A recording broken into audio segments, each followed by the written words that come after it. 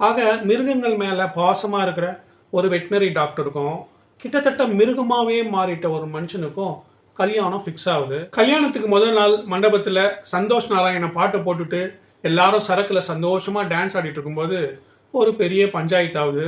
சூர்யா தான் கல்யாணம் பண்ணிக்க போகிற பொண்ணு கண்ணு முன்னாடியே அவரோட அப்பா கையை தனியாக வெட்டி தரையில் வைக்கிறாரு.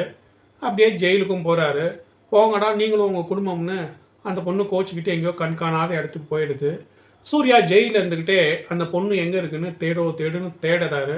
கடைசியாக கைலாசா மாதிரி ஒரு தீவில் அந்த பொண்ணு இருக்குன்னு கண்டுபிடிச்சி ஜெயிலேருந்து தப்பிச்சு அந்த பொண்ணை பார்க்க போகிறாரு.